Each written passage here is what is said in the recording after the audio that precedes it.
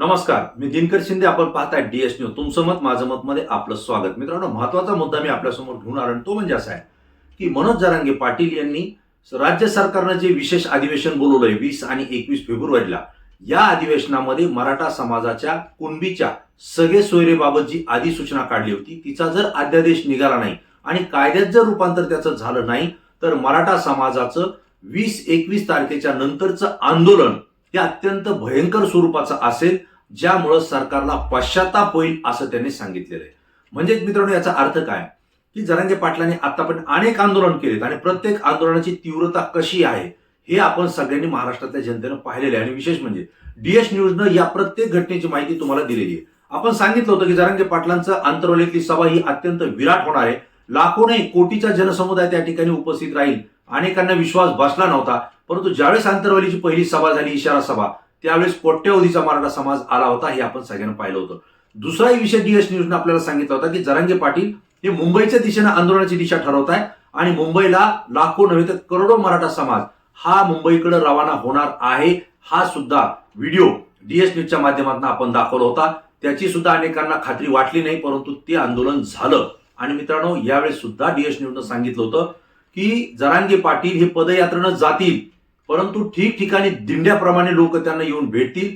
सोबत त्यांच्या जेवणाची व्यवस्था असेल, खाण्यापिण्याची असेल, राहण्याची असेल, सगळी व्यवस्था ही लोक करणार आहेत. आणि महिना 6 महिने राहायला त्या ठिकाणी वेळ लागला तरी चालेल, इतकी व्यवस्था ते करतील असं आपण सांगितलं होतं. आणि मित्रांनो, ती सुद्धा माहिती आपली खरी निघाली होती. म्हणजे सांगण्याच्या थोडक्यात कारण काय की जरांगे पाटलांना आपण सातत्यानं फॉलो करतोय. त्यांचे आंदोलन कसे, त्यांची दिशा कोणती आहे, त्यांची पुढे वाटचाल कशी असेल, आणि अगदी तंतोतंत ते जुळतायत. आता सुद्धा जरांगे पाटलांचं आंदोलन आणि दिलेला इशारा हा सरकारनं गांभीर्यानं घेणं गरजेचं आहे. कारण जरांगे पाटलांनी आता सांगितलेलं आहे की 20-21 तारखेपर्यंत आपण सरकारची वाट पाहतोय.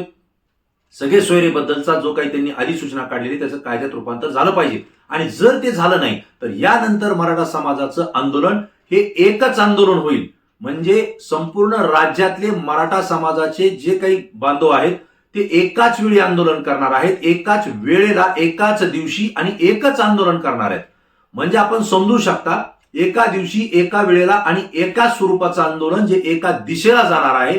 आणि त्या स्वरूपाचं आंदोलन जरांगे पाटलांनी सरकारला इशारा दिलेला आहे. आणि हे आंदोलन आणि याची तीव्रता इतकी भयंकर असणार आहे की सरकारला पश्चाताप होईल.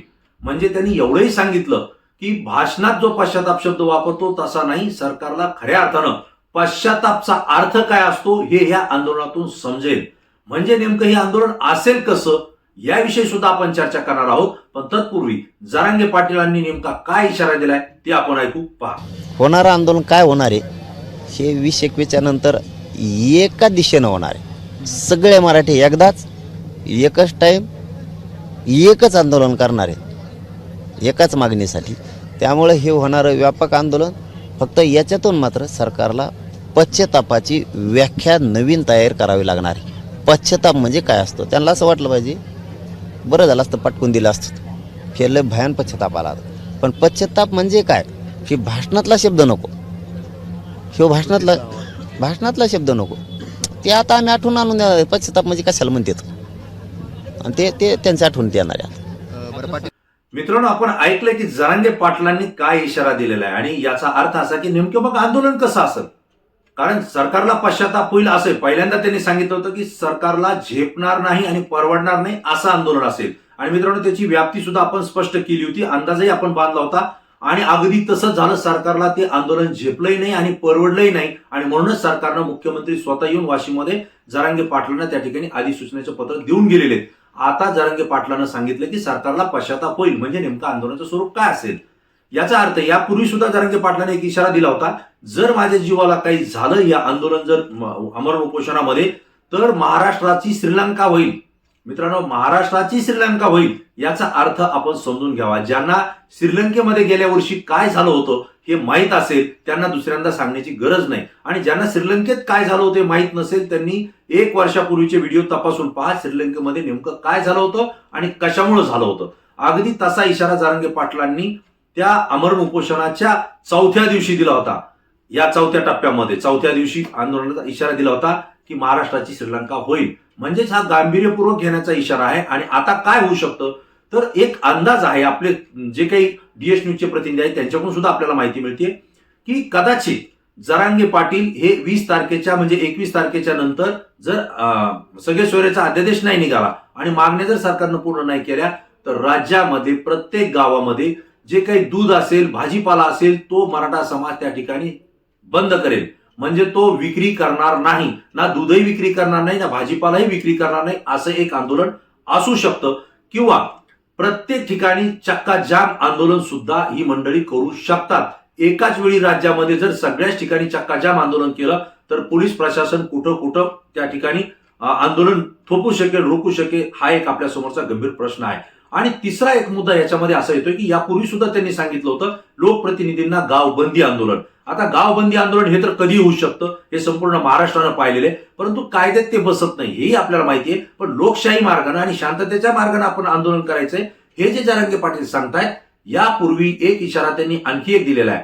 जर मुंबईमध्ये आपल्याला काही दगाफटका झाला आणि आपल्याला त्या ठिकाणी सरकारनं साथ दिली नाही तर मागे राहिलेल्या मराठा समाज बांधवांनी स्थानिक आमदार, खासदार, लोकप्रतिनिधी जे असतील त्यांच्या घरासमोर बसून आंदोलन करायचं असं त्यांनी सूचना त्यावेळेस केली होती. आणि आता या चौथ्या टप्प्याच्या आंदोलनामध्ये जे सरकारला पश्चाताप होईल म्हणतायत ते आंदोलन ज्या ज्या ठिकाणी आमदार असतील, खासदार असतील, सत्ताधारी पदाधिकारी असतील किंवा प्रतिनिधी असतील, मंत्री असतील यांच्या घरासमोर त्या त्या मतदारसंघातले मराठा समाज बांधव हे लोकशाही मार्गानं आंदोलन करतील. म्हणजे त्या लोकप्रतिनिधीला आमदार, खासदार, मंत्री असतील यांना घराच्या बाहेर पडणं मुश्किल होईल. अशा पद्धतीची संख्या जमून त्या ठिकाणी लोकशाही पद्धतीनं आमरण उपोषण असेल किंवा साखळी उपोषण असेल किंवा ठिय्या आंदोलन असेल हे मराठा समाज त्या ठिकाणी करू शकतो, ही शक्यता आहे मित्रांनो. आणि असं जर झालं तर लोकप्रतिनिधींना जर बाहेरच पडता नाही आलं तर या ठिकाणी राज्य सरकारची अनेक कामं खोळंबतील. कारण मंत्र्यांना सुद्धा जर त्या ठिकाणी बाहेर पडता नाही आलं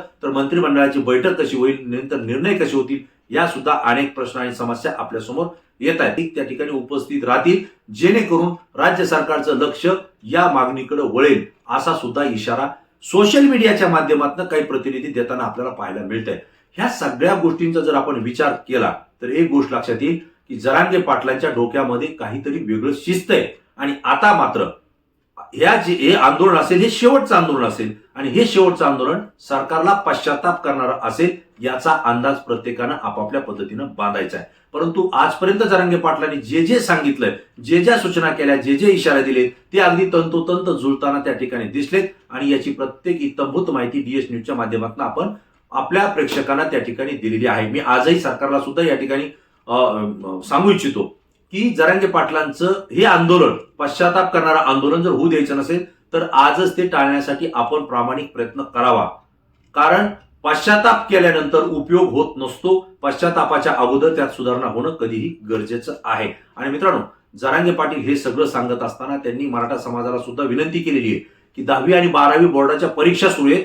परीक्षार्थी विद्यार्थी मुलं मुली असतील यांना परीक्षा स्थळापर्यंत आपल्या गाड्यांमधून पोहोचायची व्यवस्था करा किंवा त्यांच्या गाड्या जात असतील तर त्यांना सुरक्षितपणे महाविद्यालयाच्या त्या परीक्षा सेंटरपर्यंत जाण्याची काळजी तुम्ही घ्या, व्यवस्था तुम्ही करा, मदत तुम्ही करा, हे एकीकडे सांगितलंय. परंतु आंदोलन मात्र लोकशाही मार्गाने तीव्रतेनं व्हायला पाहिजे हे सुद्धा त्यांनी मराठा आंदोलकांना त्या ठिकाणी सांगितलेलं आहे. याचा अर्थ असा आहे की सरकारला न परवडणारं, न झेपणारं आंदोलन तर झालंय, पण पश्चाताप करणारं आंदोलन जरांगे पाटील नेमकं कसं करतायत याकडे तुमचं आमचं लक्ष असेल. DS न्यूजचे प्रतिनिधी आपल्याला इत्तंभूत माहिती देतील, ती आपल्यापर्यंत निश्चितपणे दुसऱ्या व्हिडिओमध्ये मी आपल्याला देईल. परंतु पश्चाताप करणारं आंदोलन नेमकं कसं असेल, तुम्हाला काय वाटतं, तुमची प्रतिक्रिया आणि तुमची जी काही याबद्दलची शंका असेल ती सुद्धा आपण या ठिकाणी उपस्थित करू शकता. तुमच्या प्रतिक्रिया आमच्यासाठी अत्यंत महत्वाच्या आहेत. पुन्हा नवीन विषय, नवीन मुद्दा घेऊन आपल्या समोर येईल. तोपर्यंत धन्यवाद.